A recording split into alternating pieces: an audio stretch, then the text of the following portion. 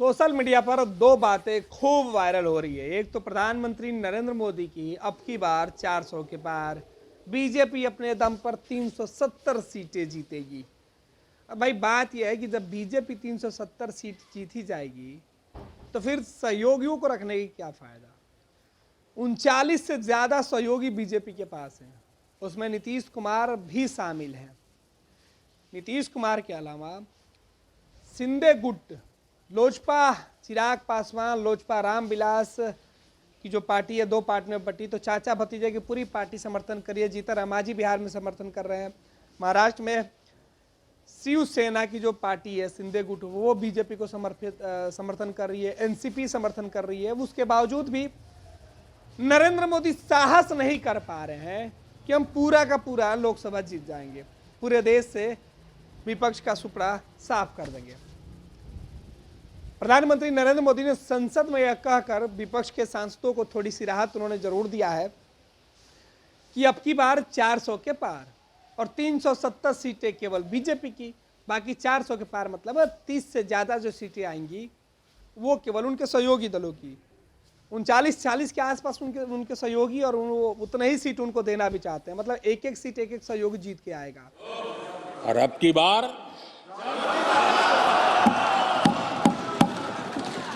पूरा देश कह रहा है, अब की बार खड़गे जी भी कह रहे हैं। लेकिन अध्यक्ष जी, मैं आमतौर पर ये आंकड़े के चक्कर में नहीं पड़ता, लेकिन मैं देख रहा हूं देश का मिजाज। एनडीए को तो 400 पार कर पाई के रहेगा, लेकिन भारतीय जनता पार्टी को 370 सीट अवश्य देगा।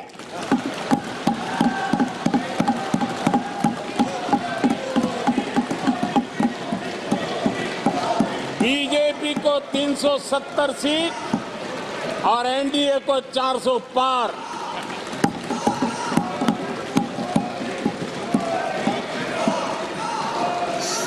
सभा की कार्रवाई इस विषय की समाप्ति तक बढ़ा दी जाए।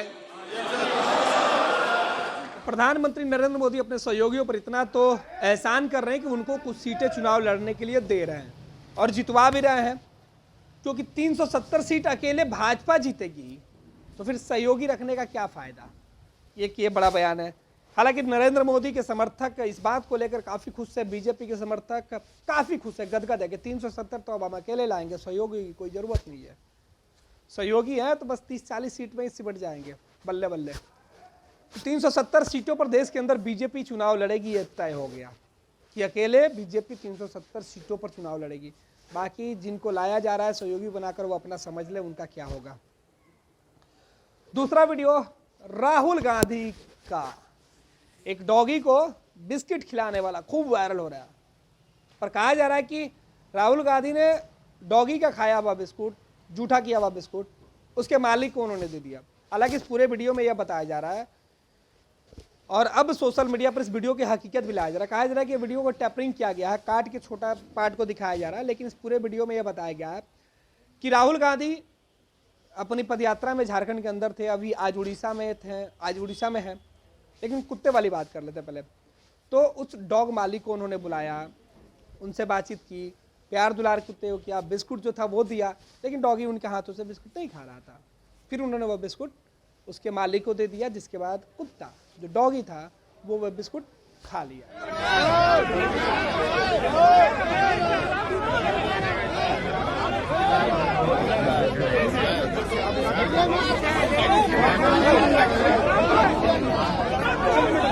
तो एक राहुल गांधी को लेकर एक नैरेटिव सेट किया जा रहा है, उसको लेकर सोशल मीडिया में पक्ष और विपक्ष में लोग खड़े हो रहे हैं। कुछ लोगों का कहना है कि राहुल गांधी को बेवजह लोग बदनाम कर रहे हैं।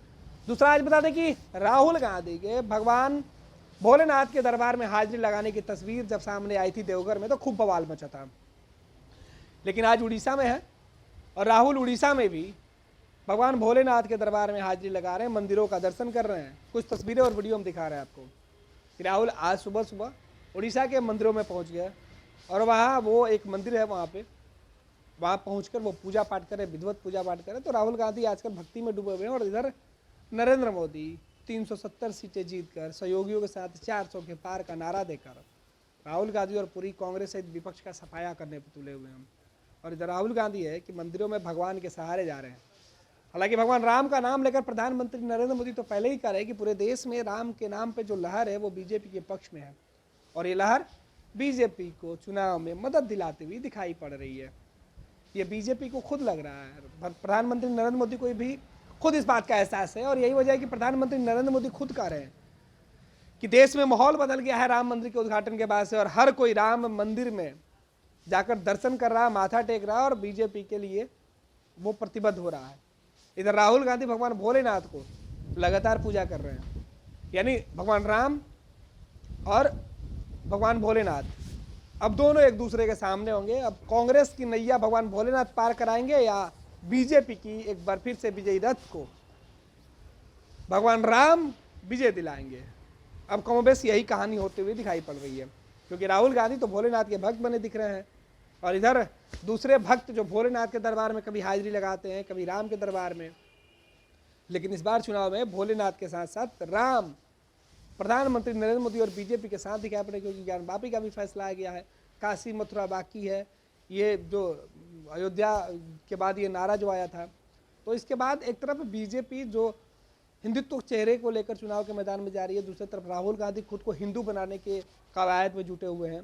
तो ये कई तरीके के सवाल आ रहा है, और इन तमाम चीज़ों के बीच चुनाव में क्या कुछ होगा वो देखना दिलचस्प होगा। फिलहाल राहुल गांधी अपनी यात्रा में, और यात्रा में राहुल गांधी को लेकर कई तस्वीरें निकल के सामने आती है, और उसके बाद राहुल गांधी झट से वायरल हो जाते हैं।